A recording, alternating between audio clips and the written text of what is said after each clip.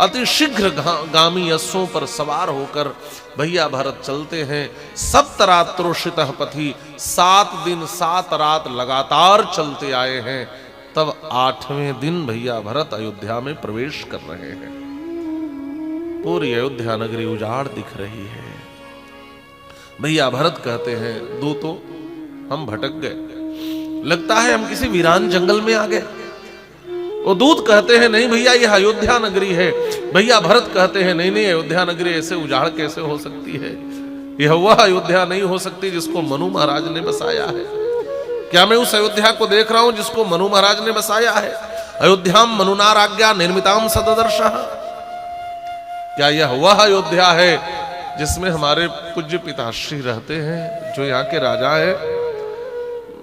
मेरे पिता के द्वारा पलित अयोध्या उजाड़ नहीं हो सकती। सुनो दूतों, क्या यह वह अयोध्या है जिसमें हमारे राघव भैया निवास करते हैं? जिस नगरी में राघव भैया रहते हो वो नगरी कभी श्रीहीन नहीं हो सकती। अयोध्या उजाड़ दिख रही है भैया भरत को। दूत कहते हैं, भैया यह वही अयोध्या नगरी है जिसको मनु महाराज ने बसाया है। यह वही अयोध्या नगरी है जिसमें आपके पूज्य पिता श्री राम सब रहते हैं।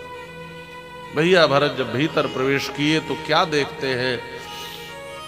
जो मां सरयू की धारा उत्ताल तरंगों से तरंगायित होते हुए कल कल छल छल करके प्रवाहित हुआ करती थी, वो मां सरयू की धारा बिल्कुल शांत दिखाई दे रही है। जिन सरयू के घाटों पर स्नानार्थियों की भीड़ लगी रहती थी, वो सारे घाट सोने दिखाई दे रहे हैं। अयोध्या के कुंडों पर, सरोवरों की सीढ़ियों पर बैठकर लोग सरोवर की शोभा देखा करते थे। अयोध्या के सरोवर की सीढ़ियां सोनी दिखाई दे रही हैं। जो अयोध्या के वृक्ष असमय में भी फलों से लदे रहते थे, उन वृक्षों पर पत्ते भी नहीं दिखाई दे रहे, वो ठूठ की भांति खड़े हैं। मानो यह ठूठ की भांति खड़े वृक्ष अपने भरत से राम वियोग की गाथा सुनाना चाहते हो। वो अपने भरत को बताना चाहते हो इस अयोध्या में क्या क्या हो गया। उन वृक्षों पर एक भी पत्ते दिखाई नहीं देते। जिन अयोध्या के मार्गों पर चलने की जगह नहीं मिलती थी, वह बाट सूने दिखाई दे रहे हैं।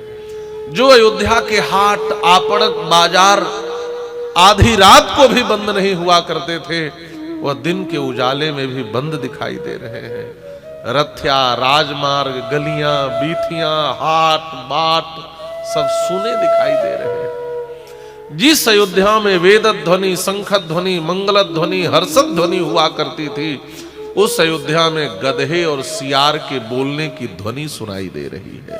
यह मानसकार भी लिखते हैं, घर सियार बोलहि प्रतिकोला, घर सियार बोलहि प्रतिकूला, घर सियार बोलहि प्रतिकूला, घर सियार बोलहि प्रतिकूला।